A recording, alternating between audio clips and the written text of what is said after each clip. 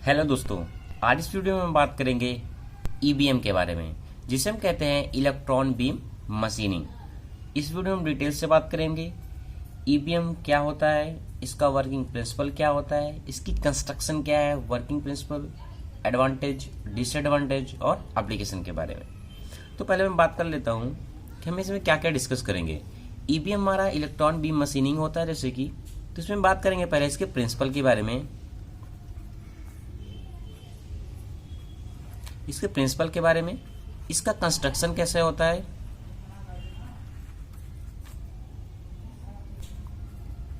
Construction, फिर इसके बाद करेंगे वर्किंग प्रिंसिपल के बारे में, बात करेंगे एडवांटेज और डिसएडवांटेज,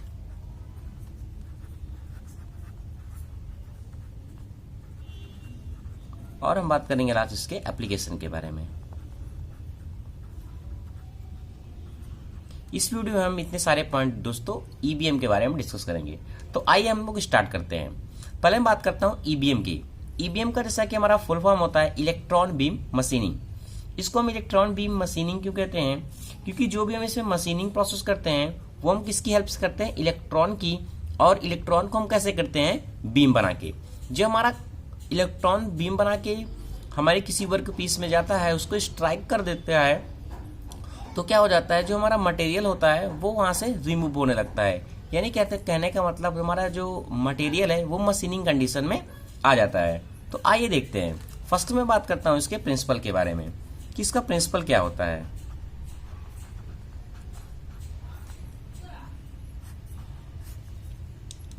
जैसा कि मैंने बताया, इसका प्रिंसिपल क्या है, जो हमारा इलेक्ट्रॉन बीम बन के दोस्तों आता है तो उसमें क्या होता है, वो काइनेटिक एनर्जी जो हमारी रहती है, जो हाई स्पीड से आता है, वो क्या होता है, कन्वर्ट हो जाता है हीट एनर्जी में। अब जब हीट एनर्जी में कन्वर्ट हो जाएगा तो मटेरियल में जब स्ट्राइक करता है तो वो क्या हो जाता है, मेल्टिंग हो जाता है, रैपिड मेल्टिंग होती है और हमारा जो मटेरियल हो जाता है वो वेपराइज होने लगता है। तो मैं यहाँ लिखना चाहूँ तो लिख सकता हूँ, कह सकता हूँ कि electron beam machining based on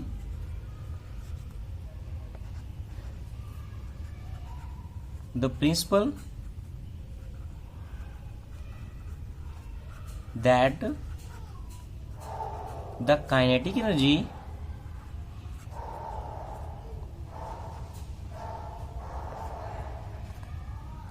of the electron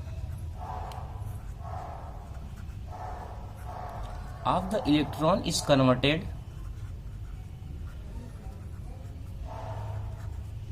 into the heat necessary।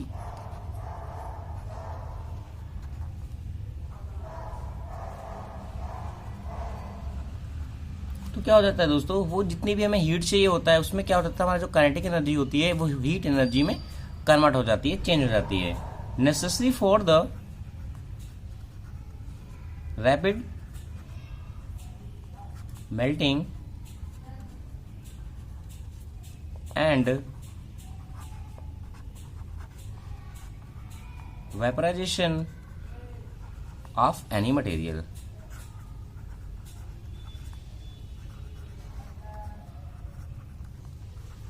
ये हो गया दोस्तों इसका प्रिंसिपल और आपको समझ में भी आ गया होगा। अब हम बात करते हैं इसके कंस्ट्रक्शन के बारे में। जैसा कि हमने कंस्ट्रक्शन बनाया हुआ है, इसमें से कोई देखते हैं दोस्तों क्या है, ये हमारा जो चैम्बर होता है, पूरा जो ईबीएम का हमारा पूरा चैम्बर होता है, ये क्या होता है, पूरा वैक्यूम बना होता है। वैक्यूम इसकी हम लोग क्यों बनाते हैं? क्योंकि वैक्यूम बनाने से क्या होता है, जब हमारा इलेक्ट्रॉन बीम, जो हमारी बीम आती है वो किसी भी कांटेक्ट पे ना रहे, एयर की कांटेक्ट पे ना रहे, ताकि जो इसकी स्पीड है, वेलोसिटी है, वो स्लो ना हो। इसलिए हम क्या करते हैं, इसको वैक्यूम चैम्बर में रखते हैं। तो हम बात करते हैं इसके एक एक पार्ट के बारे में। जैसा कि हमारा पहला होता है इलेक्ट्रॉन गन। इलेक्ट्रॉन गन का मेन वर्क क्या होता है, जो हमारी इलेक्ट्रॉन की बीम आती है वो इलेक्ट्रॉन हमें क्या करता है, यहाँ से पूरा एक प्रोवाइड करता है। ये हमारा होता है टंगस्टन फिलामेंट। टंगस्टन फिलामेंट का मेन वर्क क्या होता है, जब हमारा टंगस्टन फिलामेंट हीट हो जाता है तो यहाँ से हमारे क्या होते हैं, जो इलेक्ट्रॉन होते हैं वो कंटिन्यू क्या होते हैं, रिमूव होते हैं। ये हमारा कनेक्ट होता है कैथोड से। ओके, फिर होता है हमारा एनोड। जो हमारा एनोड होता है, जो हमारे इलेक्ट्रॉन पास होते हैं उसको क्या करता है, एनोड हमारा क्या करता है, गाइड करता है। एनोड हमारा क्या होता है, ये पॉजिटिव चार्ज है। जो हमारा कैथोड है वो हमारा क्या है, निगेटिव चार्ज है। यहाँ से क्या होता है, इलेक्ट्रॉन रिमूव होते हैं और हमारा एनोड क्या करता है, इस इलेक्ट्रॉन को क्या करता है, गाइड करता है। फिर ये जैसे ही आता है इलेक्ट्रोमैग्नेटिक लेंस, यहाँ से हम क्या करते हैं, जो भी हमारा इलेक्ट्रॉन बीम है, जो हमारी मूवमेंट हो रही है उसको हम क्या कर सकते हैं, देख सकते हैं। और हमारा जो यहाँ इलेक्ट्रॉन है वो क्या हो जाता है, इलेक्ट्रोमैग्नेटिक पूरी बीम में कन्वर्ट होने लगता है। ये क्या करता है, पूरा इलेक्ट्रॉन को क्या करता है, फोकस करता है। तो इसलिए इसे हम कहते हैं इलेक्ट्रोमैग्नेटिक लेंस। फिर आता है हमारा डिफ्लेक्शन कॉइल। जो हमारा इलेक्ट्रॉन हमें क्या करता है, एक इलेक्ट्रॉन को क्या करना है, फोकस करना है एक पॉइंट पे, वर्क पीस पे। तो क्या होता है, जब हमारा इलेक्ट्रोमैग्नेटिक लेंस से हमारा आगे आता है तो फिर आता है डिफ्लेक्शन कॉइल पे।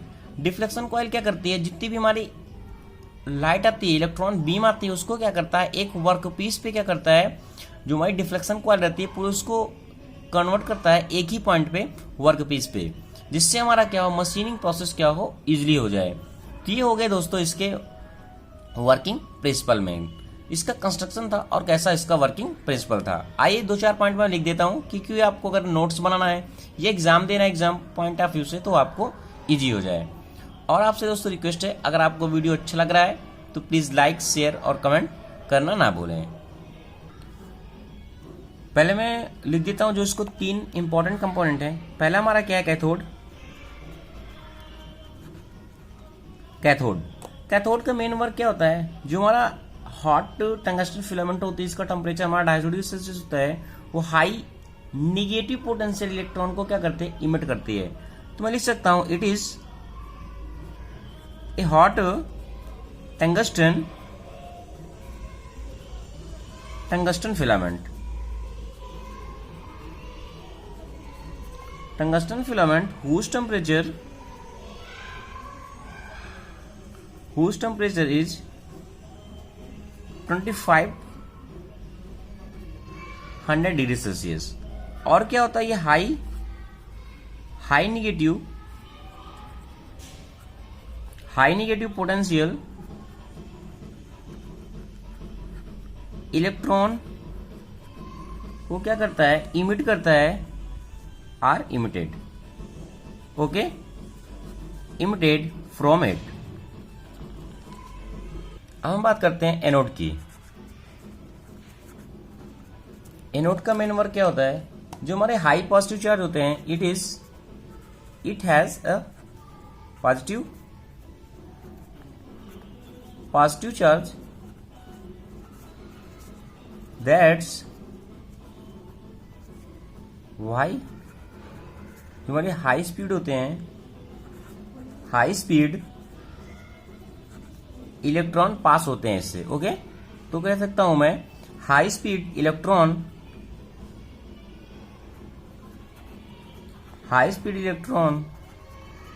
Pass through it, okay. तो ये मेन हो गए कैथोड के बारे में और एनोड के बारे में। जैसे कि दोस्तों मैंने वर्किंग प्रेशर के बारे में ऑलरेडी बता दिया है, अब उसको लिखने की जरूरत नहीं है। अगर आपको फिर भी नोट्स चाहिए एग्जाम पॉइंट ऑफ व्यू से, तो आप कमेंट सेक्शन में जरूर बताइएगा, मैं इसकी नोट्स भी प्रोवाइड करा दूंगा। अब मैं बात करता हूं इसके एडवांटेज के बारे में, किसके क्या क्या एडवांटेज है, ओके। पहला एडवांटेज हमारा दोस्तों क्या होता है, जो इसमें मशीनिंग होती है वो हमारी बहुत ही एक्यूरेट होती है, और क्या होती है, बहुत ही फास्ट होती है। तो this machining process is very, क्या होती है, एक्यूरेट होती है, और क्या होता है, बहुत ही फास्ट होती है। तो ये हमारा इसका क्या है, मेन एडवांटेज है।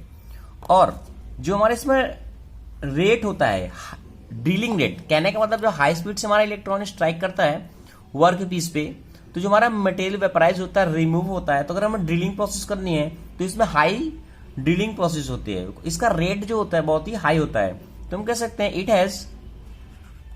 Has high drilling rate, okay. ये दोस्तों इसकी क्या है, मेन एडवांटेज है। थर्ड में बात करूं तो अगर हमें कोई भी मटेरियल को मशीनिंग करना है तो इसमें कोई भी मटेरियल मोस्टली क्या हो जाता है, मशीनिंग हो जाता है। तो it can machine many material. Okay, बहुत से मटेरियल को हम क्या कर सकते हैं, इसमें रिमूव कर सकते हैं, मशीनिंग उसमें हम क्या कर सकते हैं, कर सकते हैं। एक पॉइंट दोस्तों, जैसे कि मैंने बताया, इसमें क्या होती है, मशीनिंग प्रोसेस क्या होती है, बहुत ही एक्यूरेट होती है और बहुत ही फास्ट होती है। अगर हमें माइक्रो मशीनिंग करनी है तो भी हम क्या कर सकते हैं, ईवीएम की हेल्प से जल्दी हम क्या सकते हैं, कर सकते हैं। तो मैं कह सकता हूं कि बेस्ट हमारा क्या है, it is a best process, it is best process for micro machining. 4 हो गए, एक मैं और डिस्कस कर देता हूं। इसमें कोई भी दोस्तों हमारा टूल वियर नहीं होता। जैसा कि कुछ भी मशीनों में क्या होता है, टूल अगर हमारा वियर भी हो सकता है, वे इसमें हमारा टूल क्या होता है, वो वियर नहीं होता। तो हम कह सकते हैं no tool wear in this process,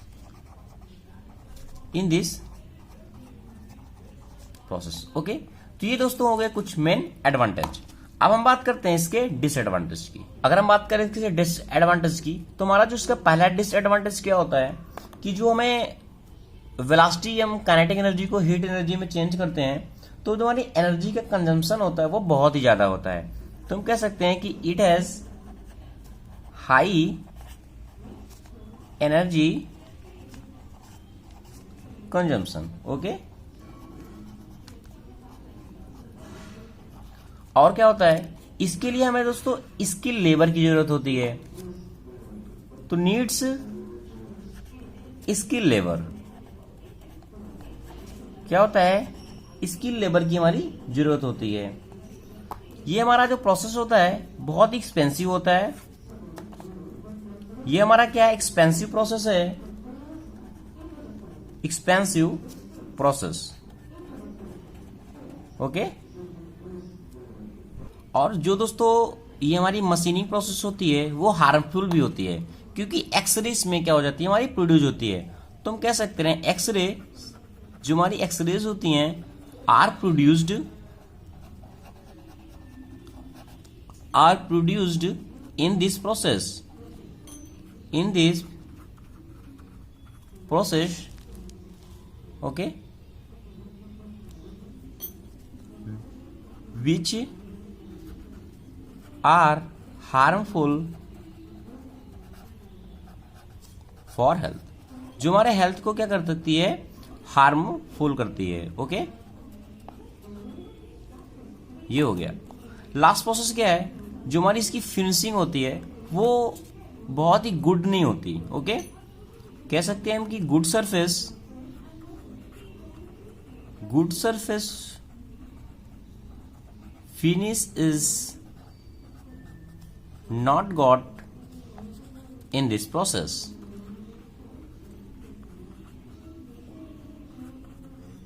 तो ये जो हो गया दोस्तों इसके डिसएडवांटेज के बारे में। प्लीज आपसे रिक्वेस्ट है, अगर आपको वीडियो अच्छा लग रहा है, एग्जाम पॉइंट ऑफ व्यू से कैसे भी समझ में आ रहा है, तो लाइक करना दोस्तों ना भूले। अब मैं बात करता हूं इसके एप्लीकेशन के बारे में। इसके एप्लीकेशन के बारे में, कि इसके एप्लीकेशन हमारे दोस्तों क्या क्या है।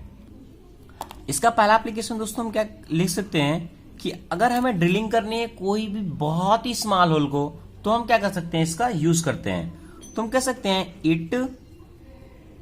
It is used in drilling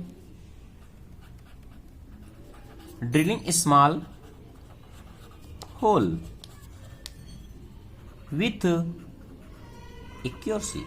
okay, तो ये हो गया इसका मेन एप्लीकेशन। और हम बात करते हैं सेकंड एप्लीकेशन की। अगर हमें वायर ड्राइंग प्रोसेस में भी हम इसका क्या कर सकते हैं, यूज करते हैं। तो इट इज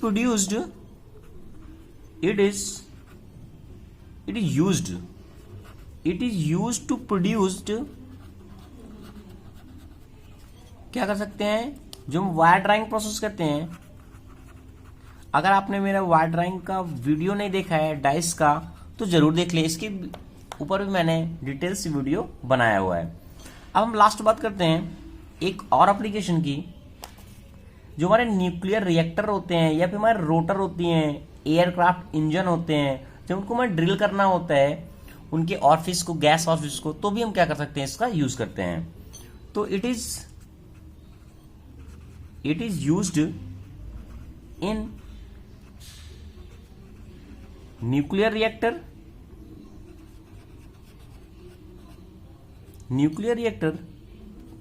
एंड रोटर और aircraft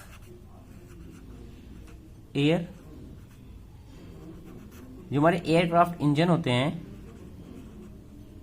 to drill gas office. Okay, तो ये दोस्तों हो गए कुछ इसके application. Thank you watching this video. अगर आपको वीडियो अच्छा लगा है तो प्लीज दोस्तों लाइक करें, शेयर करें और सब्सक्राइब करें।